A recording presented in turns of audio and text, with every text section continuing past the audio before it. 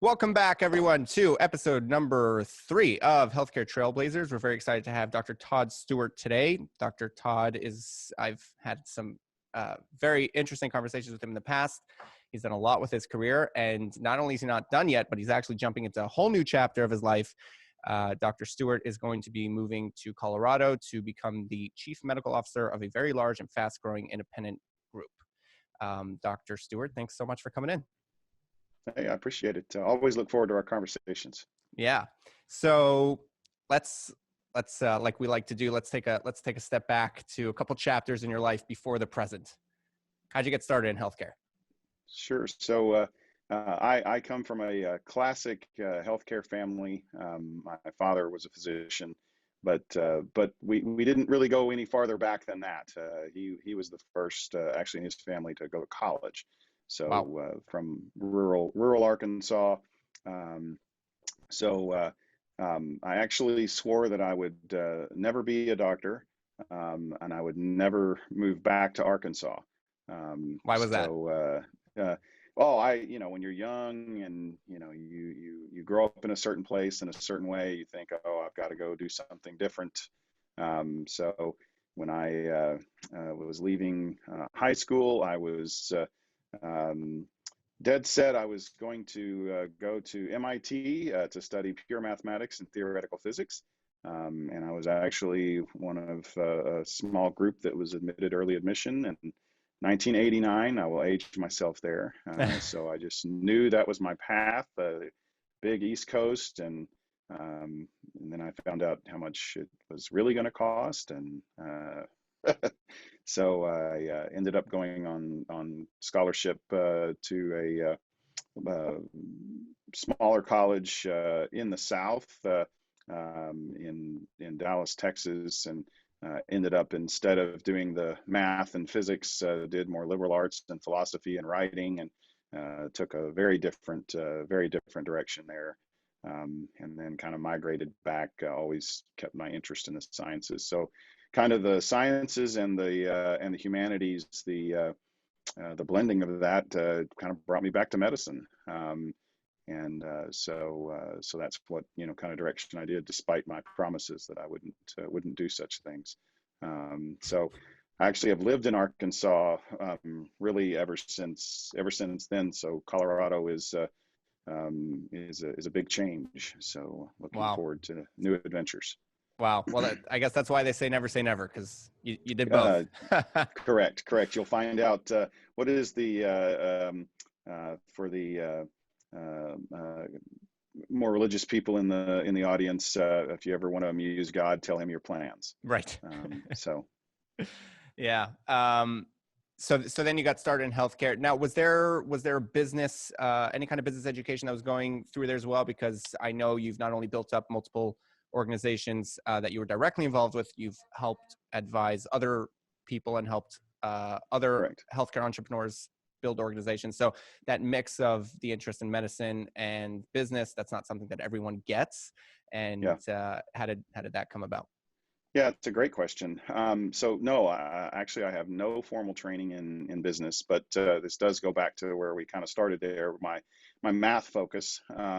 So I've never given up on the math focus. And one of there was a few areas of math that I studied kind of more in depth, but always had an interest in statistics. Okay. And like a lot of young men, playing poker, games of chance, things like that. It kind of goes back to that. And I'm an old athlete as well. I actually played baseball in college, and oh, cool. Baseball is a very statistical sport. So I was doing kind of Moneyball before it was cool. Kind of getting into the business side, kind of finance, and even before it was really known as kind of quantitative finance, taking a statistical approach to kind of analyzing that goes back even into college. A lot of the kind of direction that I took was in investing and how to, value a company, and then what drives companies, and then constructing portfolios and what's the math behind that, and then obviously the computer side of that. So that was really the, I guess, as far back as kind of my business stuff goes. Didn't really take it any more seriously until actually started in my first job in medicine, and really took an interest. It was a very large multi-specialty group that was having challenges in kind of operations. They were at a certain size. They were about 140 doctors and owned their own surgery center and lab and complex imaging, and so there was a lot going on in the business itself. And honestly, just didn't have as much of the really tightly honed business processes and things. So that's when I really dove deep into kind of the scholarship of business and business management, and kind of worked in that and grew in that over probably 6 or 7 years. So had quite a few people that I reached out to from a mentorship standpoint to help guide me, from a business perspective. So not formally educated, but certainly informally, and I still Practically hold educated. Yeah, and I hold that to be true. That there's a whole lot of things so the universe of things that are knowable that I don't know is enormous, way, way, way larger than the small little bit that I do feel like I have some knowledge about. Found out long ago that, don't BS anything. If you don't understand, you just don't understand. Ignorance is not bad. It's okay. Usually there's people that are a lot smarter than you are, and a lot of times they're pretty easy to find. And if you go to those people that are smarter in an area than you are, and you just ask, teach me. I still, to this day, I've if I ask honestly and I really want to learn, I've never been turned down. Wow. Yeah. So along the way, if there's things you don't understand, if they're knowable, yep. Go find the people that are very knowledgeable or seem very knowledgeable, and just ask. Yeah. I think that's something that a lot of young people out there don't wrap their heads around, because you put so many people on a pedestal, and people that are successful in whatever version of success you decided that they're successful in, but you put people on pedestals, and you're 100% right. And I've found that as well. I mean, there's so many people, and the more successful they are, in fact, chances are the more likely they are to sit with you and try to help you out. And a lot of times, those one odd circumstances where you're going to find someone that is successful, and then you ask them for help and they totally shut you down. Yeah, you can have some successful, jerks, but chances are they're actually not as successful as you thought. Those things I find go together, and that's absolutely. Yeah, I would agree with that completely. Then there's this other thing that I know seems really, really old fashioned, but there's an entire universe of knowledge that's like, the smartest people in human history. They pour years of effort into condensing their knowledge and their experience, and they package it up in these things called books. What is this? I know. And they're printed, at least a lot of times they used to be printed, and you can read them. The cool part about it is, I view it as it's telepathy. It really is. If you think about it, it's taking thoughts from someone's brain and putting those thoughts into someone else's brain, and we never interacted directly. That's telepathy. They may have been dead for 500, 1,000, 4,000 years. Could have been. Yeah. But that's the other piece that anyone that knows me well, I read a bunch, always have, and hopefully always will. But that's, if there's things that you don't understand, there's a mountain of opportunity. Just, people, who are the smartest people in an area that say that I don't understand? That's usually a pretty short short list, and usually pretty easy to get. So sometimes people that are really experienced, sometimes that's the question that I ask. I know there may be busier things, but what books or things, what were their mentors? And that's something that I can go and do myself. Yeah. So I've had an immense number of recommendations, in across fields, across disciplines, of books that I would have never found. And not that they're not popular books or like some rare thing, but there's lots and lots of books out there, and honestly most of them aren't very good. Yep. But if you talk to people and you ask, like, how do I learn the math of a fundamental analysis in securities, and I talk to half a dozen really smart people, and they keep going back to these same two books written by this guy, Benjamin Graham. Well, maybe I ought to go check that guy out. And amazingly, yeah, he was a pretty smart dude. Yeah. Turns out. Wrote a couple of books that are, Yeah. still, they were written almost 100 years ago, and they're still good. Yeah. So yeah.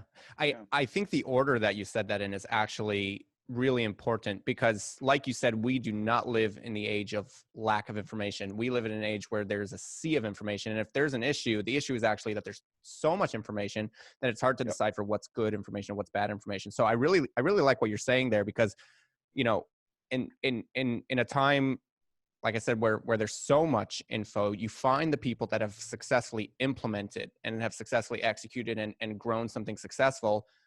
Latch on to those people, ask them, and then use that for them to point you in the right direction of what specific books and resources they've used to get there. So I actually think that order is really smart. And for those that don't necessarily like to crack open an actual book, I'm a big Audible fan myself. You can listen to it at double speed or whatever it is. Yep. Going on long trips. 1.5 for me is just about right for most books. Fair enough. And we're I don't know if you have sponsors, but yes, I should get some sort of kickback for Audible. I know it's now Amazon, but it's a very cool thing. You can sign up, and it's a pretty good discount. You get 1 credit a month. Yep. And I guess it's kind of like the gym membership. You kind of feel bad if you pay for the membership and you don't use it. It's the gym membership for your brain. I know everybody's super busy. 2 years ago, I set a goal, and I actually beat it by 2. I was going to read 1 book a week. Wow. And Audible counts. And I did 54. That's so crazy. That is a lot, I will say. But what I try to get to anyone, I promise 2 years ago when I did that, I guess it's 3 years ago now, I feel bad if there was somebody that was busier than me. And the amount of travel and things that I was doing. So it was just something that I'd set as a goal. I wanted to see, could I do it? But coming off of an extreme like that, a book a month. Wow. Okay. I don't care how busy people are. You can do a book a month, particularly with Audible. Yep. So that's 12 books a year. Pick those really well and do that over 10 years. Yep. That's 120 books. I mean, I can think, I don't care what field somebody's in or where their position is, they can do a book a month. Pick well. I promise your world is vastly different by using the telepathy of that, and pick your smart people well. Yeah, so, absolutely. And I've got lots of recommendations. If someone wants certain areas, tell me the area you're interested in, and I'm glad to pay it forward again. Yeah, maybe we'll start a book club. But there we go. But while we're plugging Audible, just an FYI, we'll throw American Express in here. Because it's a new benefit that some people don't know about. If you have American Express Platinum, they will pay for your Audible. So you can sign up and they will credit you back, and highly recommend. But absolutely, we're human beings, and we can go so little in our life or so far. And you see people that do almost miraculous looking things. And the tool that we have, our brain and our body. And I'm sure you're familiar with Scott Adams. He likes to call us our brains a moist computer that's programmable, but it's your choice whether you decide to invest and push more into that sponge, or if you just sit dry for 60, 70, 80 years, you know? Yeah. Yeah. No, it's I completely agree with that. And you know, I also think there's so to plug another book, I don't know, how long ago that's been, more than a year, um, a book called Range. Okay. Um,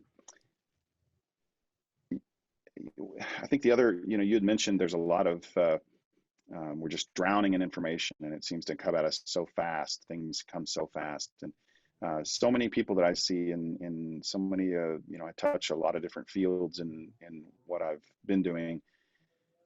So many people are just not just specialized, but they're hyper specialized. And not to say that that's not a good thing, but there's so few generalists anymore. And I can tell you that for my own self, most of the things that I consider to be, I don't know if I'd use the term breakthrough, but like really important things, they've almost without exception, they've come from synthesis of stuff from multiple areas. So, your experience in one field that may be completely different over in this other field. The people that have got a breadth of knowledge, your ability to tie things together, it's completely different. So I would encourage people that, when you seek out, other people to learn from, go outside your field, get uncomfortable, go to areas that you feel like you're weak. And a lot of times people, they want to play to their strengths or their things that they're super interested in. I promise you, the corners of your life and the corners of your mind that are dusty and dark and a little mildew back in there, it's really worth spending some time there.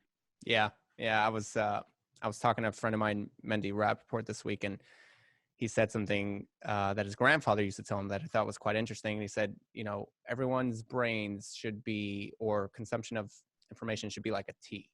And there should be the long part of the tea where there's certain subjects that you choose to do a full deep dive all the way, Yep. Full depth of information. But then there's that top line, and you should have multiple subjects that you can at least have a somewhat educated, conversation on. You don't necessarily have to know everything, but enough to actually hold your own in a conversation. And yeah. Yeah, and if That's you want to smart. be a real freak, I think competition's for chumps. Um, there's several books kind of about, um, you don't want to swim in the water that's red. The old blue ocean approach, Okay. because the red water is blood from all the competition. Yep. So your T shape, if you can really, I totally agree with that, by the way, totally agree with that. But you know, uh, why not be Superman, right? Yep. So develop a second trunk, okay, in the T. So it's a two trunked T. If you are let's just say moderately expert in two areas, especially if those two areas are not typically related. You do have the breadth of the top part of the T, but you have at least two areas where not only can you hold your own, you can really hold your own.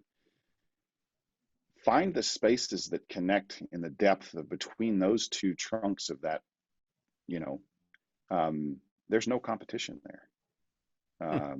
So, as an example, I would say that I probably have three trunks to my T-shaped world. So I can go deep on the clinical, Yep. as deep and dark as somebody wants to go. I can go deep on the business side. I mean, I would feel very comfortable sitting for an MBA final at pretty much any place. I feel very comfortable with the abilities there. And then the third area is technology, and particularly, let's say, advanced data and advanced data structures and advanced databases. So Interesting. I promise the number of people that are going to be at the depths of those three areas, it's really, really, really not much. Even two of those areas, there's just not a whole lot of people there. So and some of the projects that I've worked on, especially at some very large scale projects that really require depth of knowledge of two or all three of those areas. Certainly in healthcare, there's multiple use cases where I've actually deeply used all three on projects. It's a very different thing to have an individual person that is truly cross-functional, as opposed to teams that are cross-functional. So if you have the technical people sitting them in the same room, with a group of clinical people, I promise they speak different languages. Yep. The loss of fidelity in poor translation it's really staggering at times. So finding those people that are truly deeply cross-functional is really important. And if you want to be one of the freaks, to your T-shaped analogy there, I think developing more than one trunk in your T, it's not fair. You'll have an unfair advantage. Very wise old man one time told me, if you ever find yourself in a fair fight, you better change tactics. That's very, very insightful. I think what you just did is you reverse engineered being unique and finding a spot. That's very insightful. I like that a lot. And what you're saying essentially is go deep on a number of things. Go ahead and build your bridge, and on that bridge you're king. Yeah. And yeah. So let me use a sports analogy. Sure. Okay. So I was a baseball player, played multiple other sports, but that was the one that I actually had some decent skill at. Okay. So my oldest child, it was a tragic day when he told me, "Dad, I don't want to play baseball anymore." You showed him the door. As I swallow hard. And, okay, well, what do you want to do? And he said, well, he wanted to play soccer. Okay. And I was like, okay, well, let's get after that, And I didn't know anything about soccer. Where I grew up, there was no soccer. I mean, when I say I didn't know anything about soccer, I kind of knew what the ball looked like. That's pretty much it. Okay. How old's your son at this point? He would have been 11. Okay. So, and he hadn't played soccer since he was 5. The little kids chasing around, like 2 of them knew what to do. Right. So, but by the end of that first season, I mean, he actually was really, really good at it. Okay. He was the starting goalkeeper for this travel team. So he continued and got, really good at soccer. So vivid recollection, and understand, I come from a place of sheer ignorance. Okay. So he went to, I didn't know what the levels of soccer were, but at the top tier for the amateurs is what's called ODP. It's the Olympic Development Program. And so he was selected to represent our state on the ODP team. Wow. A year and a half later. So we found ourselves at the University of Alabama at Tuscaloosa for the nationals. And this was 13, 14-year-olds. And didn't know much about soccer, me, but I could look out there and I could see the freaks. Okay. Every kid that's out there is exceptional, but these fields is where literally the national team players are selected from.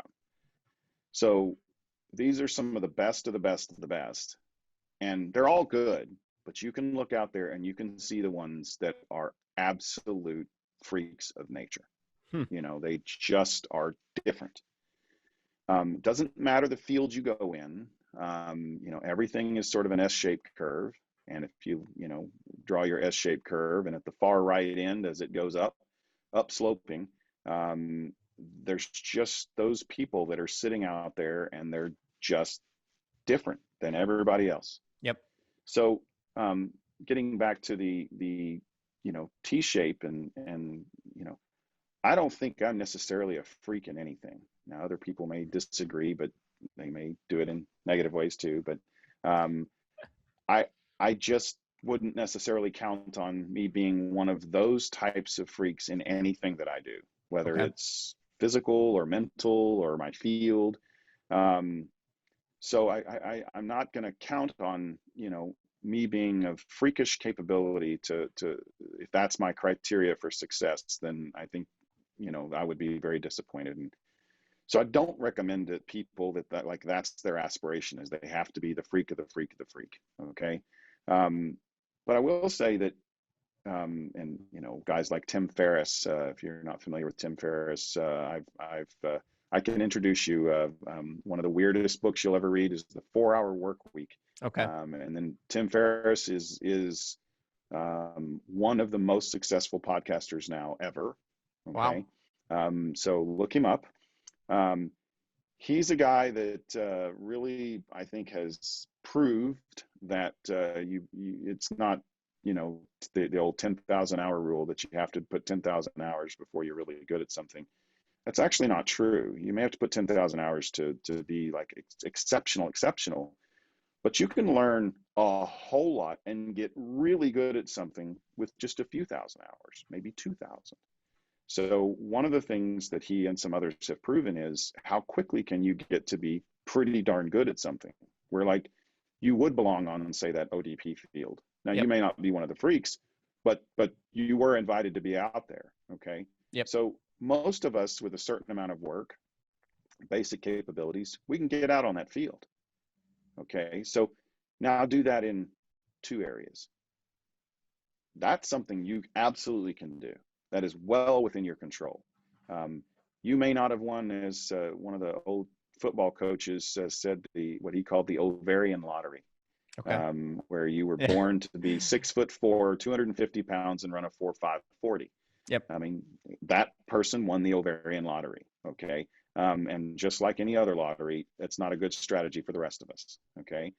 But in the absence of winning that lottery, with hard work, the things that are in your control, completely in your control, the 100 books a year, probably not. The 10 books a year, yes, Most that is definitely, yes. absolutely within your control. Yeah. And you do that purposefully over a long period of time, 5 years, 10 years, you can get really, really good at just about anything. Yeah. So now do that in two areas, and I promise you will look like a freak. Yeah. Because there's so few people that will do that kind of measured study over time, which is completely in your control. And now there's no competition. Yeah. Yeah. Again, like I really want to double, dig into that, because you're absolutely right. And in it's not only obviously an age, like we said earlier, of a ton of information, but it's also an age where, the highlights, the top highlights is what gets everyone's attention, right? I mean, at the end of the day, everything Yep. you see online is going after eyeballs, and you only see the freaks. That's all you see in whatever area you're looking in, sports, business, whatever it is. So you're absolutely right. It's so important to take a second and say, you may or may not, I love that with the lottery, but you may or may not have been born with exactly what it takes to be a freak. And some of those people are, and that may be a blessing for them or a curse. And that's a whole nother story. But you're absolutely right. You can absolutely take control over your life and take those small steps to become exceptional. And, it's really important. Absolutely. Yeah. Yeah. Going back to my liberal arts education, one of my undergraduate degrees is in philosophy. Okay. And the Stoics, I highly recommend the Stoics. Most people's idea of the Stoic philosophy is, they can just take anything. They do take anything and everything, and whatever. They don't really care about the world or the life.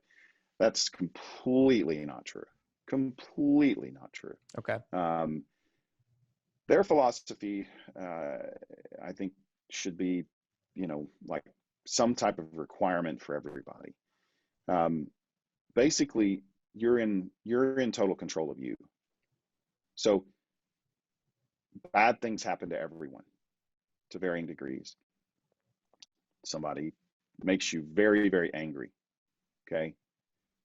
That is not on them. That's on you. They don't control your emotions. They don't control your internal state. You do. You are in total control of how you react to things. You are not in control of the things that happen to you. You can maybe influence the things that happen to you. You are not in total control of that, but you are in total control of how you react to those events. So you are in control of how you prepare daily, weekly, monthly. Those are the things that if you do over long periods of time, you remain in control of those things. Don't worry about the things that you're not in control over. That's the lesson of the Stoics. Yeah. It sounds simple, but it is exceptionally difficult. You're driving in your car, and I presume where you live, there are idiots that drive out there. I think they're everywhere. But there's no anger. There doesn't need to be anger. You can't control what they're doing. You can control that you put your seatbelt on. You can control that you're not distracted driving. You're watching out for them. And living in the Deep South, we have a saying, bless your heart. And it means exactly that. So you can really just choose to take that approach. So that's the Stoics approach to the negative in life. But there's a Stoics approach to the positive in life. And that is that you are in total control of your well-being. You're in total control of the future positive for you. That the things that you do to take care of your mind, your body, and your soul, you control that. You absolutely do. And that if you apply that effort, in a conscientious way, you will not be perfect, but in a conscientious way over long periods of time, it's amazing what yields. I think that applies across areas. I don't care what you're strong in, what you're weak in, what you're interested in. I think those lessons are universal. Yeah. Yep. Absolutely. Yeah. So jumping into, so you've carried a lot of these fundamentals with you through your little journeys. Let's talk about some of the stops that you've had. Sure. In your life. So what are some of the highlights as you look back over the I'll probably pick let's say four stopping points for me kind of along the professional journey. So the first one was large multi-specialty clinic. Did a combination of clinical things plus business things. But that's also where some of my technology focus really went a lot deeper. So this would have been the early 2000s, and this weird idea of computerizing medical records. So our clinic was so not computerized that when we saw patients, there was a carbon paper triplicate form that we would circle the diagnosis and circle the visit things. Wow. Yes. And those would be routed to the business office, to the billing, and then to the clinical office. There's a triplicate form. So obviously, starting with Stone Age, I was like, we should take advantage of some technology here. So that was one of the projects that I took on was automating that process and putting electronic systems around that, and then some of the high reliability sort of features that could go with that as part of that. So with that, we did have a back-end computer system that was one of the, I guess, maybe most used for, say, large multi-specialty clinics. Well, they had just signed a partnership with a company that was cobbling together different computer systems to try to automate these processes, not just for the billing, but also for the clinical records. It was called Allscripts. They had just put that company together. Somewhat familiar. Yes. So I was on their early kind of board of advisors, and we were one of the first groups to really start putting that together. So with that company being new and being built and seeing, all of what they were doing and all of what we had to do, that was one of those times I had to up my game. I had to, understand the back end systems really, really well. What was working, what wasn't working, what did we have to re-architect? Um, so, and then also, if you do that, what's the payoff? Like, what benefits do you get? So those were the first times that I really learned what the concept of IRR is, an internal rate of return for a project, or and how do you judge between a couple of alternatives? So um, really invaluable at that point. We did multiple projects, probably 10 or 12 big projects that was sort of the overlay of how do we be better doctors? How do we have our internal business operations be more efficient so that we're frankly more competitive? And then lastly, what are the practical technical things that we have to, the infrastructure that we have to put in place to deliver those things. Sorry, just a sec. You just named your three trunks. Just to go back to and this is where it starts. So that's why I figured it would be a good place. And those were the areas where it wasn't just a theoretical thing. I'm going to try to learn a lot about X, Y, or Z. I was solving direct problems, things that I didn't have necessarily deep knowledge in, but I was aware that I needed to have deeper knowledge. And that's when I started seeking out, people that were, far smarter in areas than I was. And, those things called books. And so that was a very important time. It was also a very dysfunctional time. It was a very large group that included specialists and primary care doctors, and post HMO 90s, tightening Medicare reimbursement, so lots of stressors. And so I got to have a front row seat, and I mean front row seat with bloody nose and everything, to the essentially to the breakup of the group. Wow. That was sort of the second part of my journey was, this isn't fun anymore. So I think I'll just go be really ignorant and open my own practice from scratch. And that's exactly what I did. So I put the entrepreneur hat and did it. Yep. So part of my goal there was, honestly, I don't want to really say proof of concept, but that was essentially what it was, I knew that having a completely electronic business in medicine was far better than having these blended, paper plus computer sort of, systems. So this would have been in 2006. Okay. So we were one of the first practices to just go right at it. And quite literally, we didn't have a file room, and I actually forbid a single filing cabinet in the building. Wow. And there are still practices struggling with that. So that's way before your time. Totally get it. The funny thing, and the nurse that was going to be my nurse, I have to use a visual aid. She was really not okay with computers. Okay. She really didn't know how to operate it. Okay. So that's where we started. So you can imagine how difficult it was from a change management perspective. Yes. To take somebody from there and say, not only are there's no paper, there is no paper. It's gone. So just, if we don't have it, we don't know how to do it, we have to build it.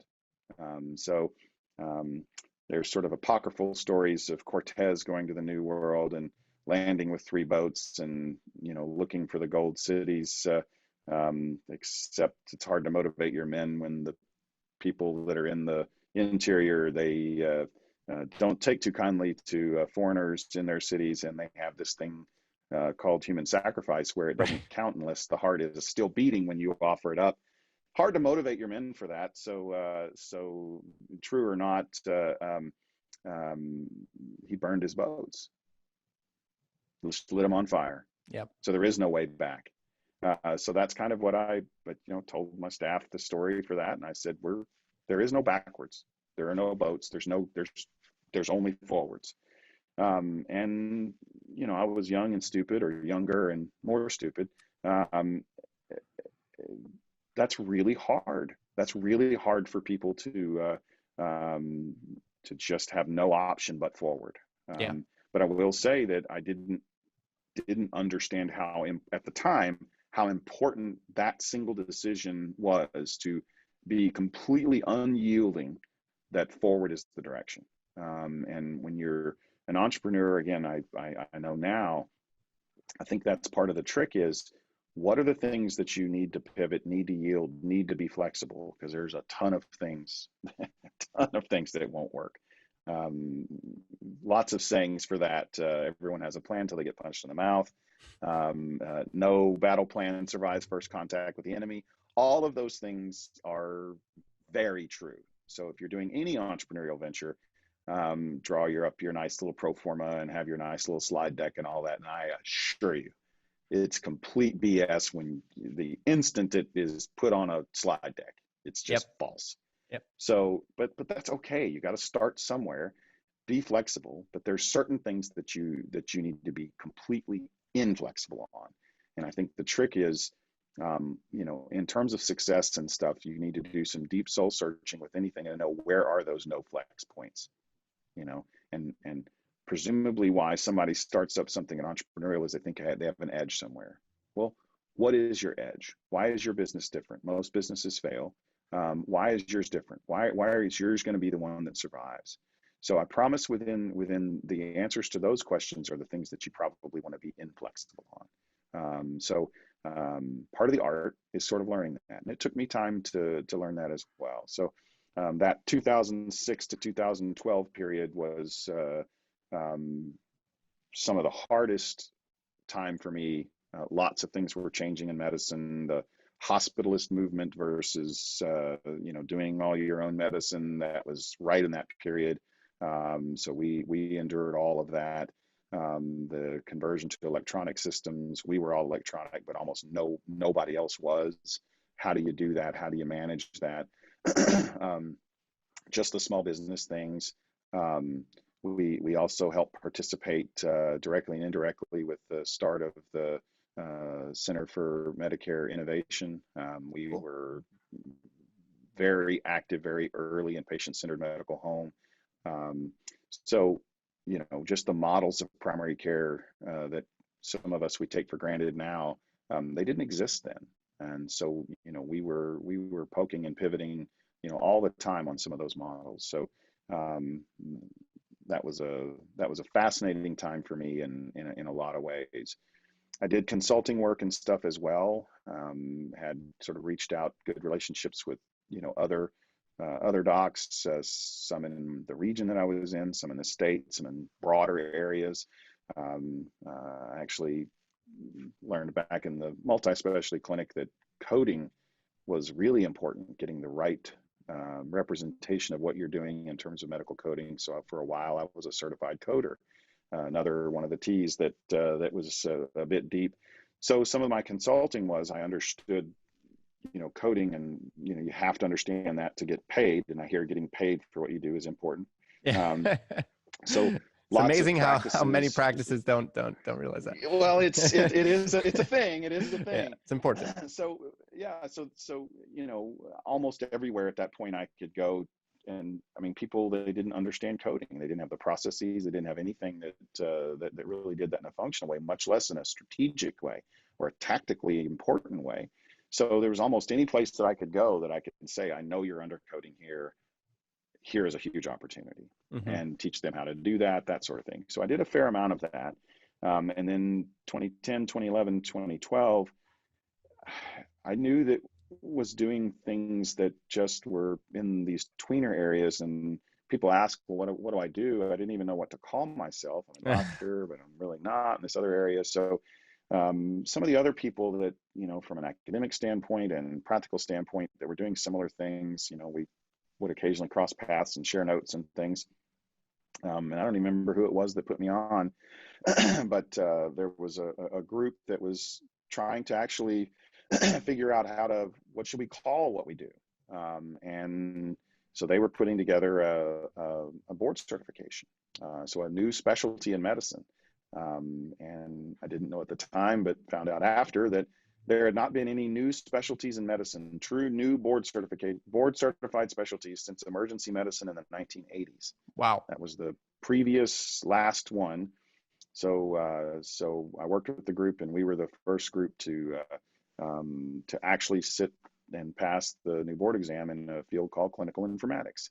And so there was a small group that didn't take it the first year. They were the question writers, and then some of us wrote questions for the next year for them to come around. So within the first 2 years, everybody got certified, I guess, that did. And it's still ongoing, that new specialty called clinical informatics. So we didn't even have the job of a CMIO, the Chief Medical Information or Chief Medical Informatics Officer. That was a non-entity, like literally did not exist. So about that time is where I started to figure out, honestly, that my highest, best use was actually doing this work full time, and not in terms of the front-facing, patient-facing clinical medicine. And for lots of other physicians that have, run this type of professional course, I love seeing patients, still love seeing patients. I don't think I'm half bad at it. Good old school internist. But it's a hard transition to say, look, I'm going to shift my professional time where it's basically full time, not seeing patients. So that was the decision that I made in kind of late 2012.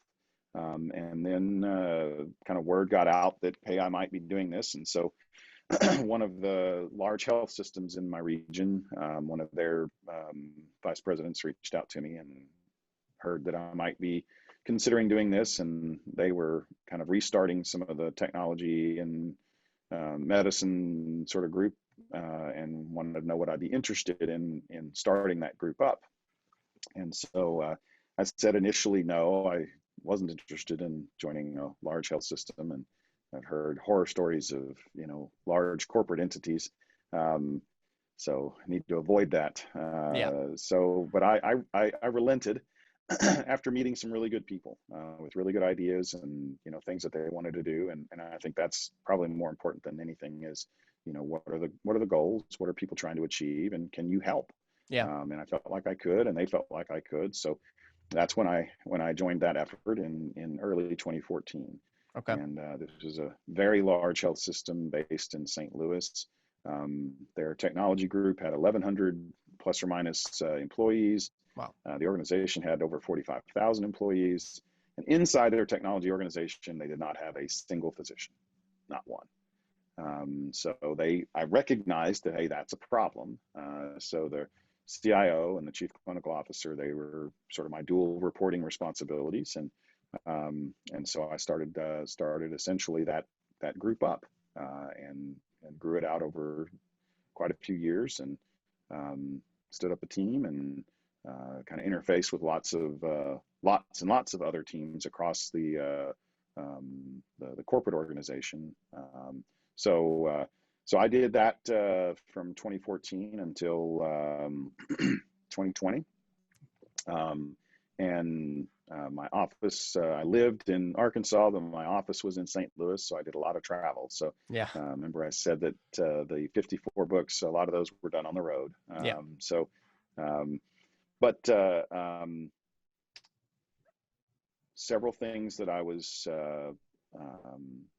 working on from a strategic standpoint in trying to kind of make an impact in healthcare.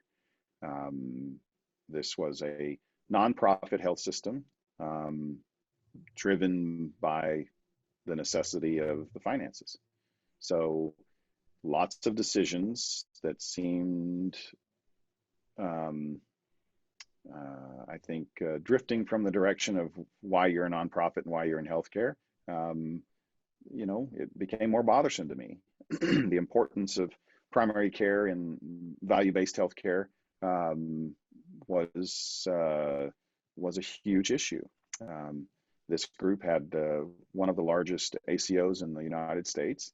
Wow. We had to make some very significant administrative and technical and operational changes. It initially had made money. They were one of the pioneer ACO groups, and grew very huge, and the finances started to slip and the quality things started to slip. So we had to make quite a few changes. So I was, one of the people that helped to lead some of those changes, so along with several other, people, and and we had a pretty substantial turnaround. Went from losing, let's say, tens of millions to, generating shared savings for Medicare greater than tens of millions. Right. And took quality from below the 50th percentile to the 98th percentile at the same time. Wow. So all those previous lessons of, how do you use technology to be better doctors and to be better stewards of your financial resources. Well, every one of those lessons came home to roost for that. So couple of the areas that I thought were most important to making these transitions to what some would call advanced primary care. Smaller patient panel sizes, focusing a lot on the most complex patients, delivering a very different level of care. That was something that kind of got me back in kind of entrepreneur mode. I wanted to do some experiments to see, what worked, what didn't work. And so that's what the office that I'm sitting in right now. As you can tell, I'm not a very formal person. I'm not all about things, and you don't see library shelves and expensive stuff here, I promise. Right. Or some other doctors in the country that have portraits of themselves all over there. I assure you that is not this guy and not this office.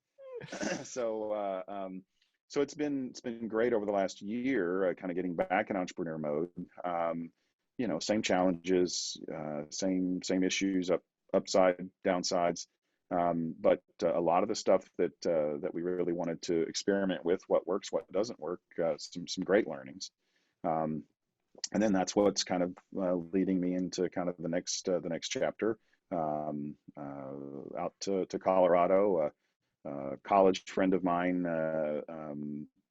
was talking to a friend of his that's running a group, and they've grown to a certain size that really thought that kind of my skill set might be of benefit, and good alignment in kind of vision that that clinic is mostly focusing on the underserved, or in some of the areas, the non-served, like literally seeking out what are called medical deserts, where there's like literally no healthcare resources. And that's where they're putting locations, they're putting Wow. people, they're putting resources. I figure I've got about 10 more, solid professional years for my peculiar set of skills. What better way than, can we do that better?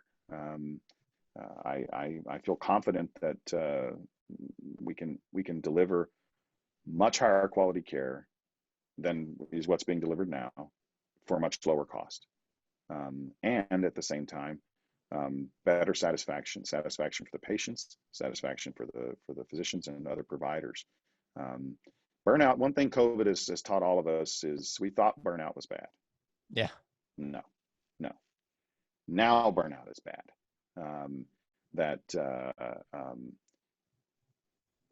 If we needed a kick over the cliff of we have to do things differently in healthcare for our own sustainability, for our own labor force. Hopefully, no one questions that anymore. Yeah. So that's a core piece, and some people. Don Berwick was actually a pediatrician, and he was one of the early innovators for Medicare, but also for the value-based healthcare in general, national leader, very smart person. But the concept of the triple aim, he invented, and it was, better care, better quality, lower cost, better care in terms of the experience of care. So, but people in the last few years have extended it to the quadruple aim. So they've added a fourth piece, which is the experience of the providers, recognizing that if we don't take care of the providers, then we're not going to be able to deliver any of the other three legs. Yep. And that's, I think I'm very hopeful that the back 10 years of my career, that's the focus is, teaching people that that's what our goals are, is, all four legs of that, and that it's going to require us to do things differently. But we're going to be involved in clinical changes, in technology changes, and in business changes, business model changes. Incredible. Well, Dr. Stewart, really appreciate you spending time with us today. It's fascinating to hear not only what you've been up to in your life, but also why you've been up to it. And it seems like that's definitely what's going to be steering you in this next chapter. And we wish you the absolute best of luck. And we're excited. I'm excited for the organization that's lucky to have you. And I know you're going to do incredible work over there in Colorado. Really, thanks so much for coming by. Well, I appreciate it. And any contact, I'm open source, open book. So anything that I can do to help you or anyone else, just reach out. I will do my best. Sure. Amazing. Thank you so much. Thank you. I appreciate it.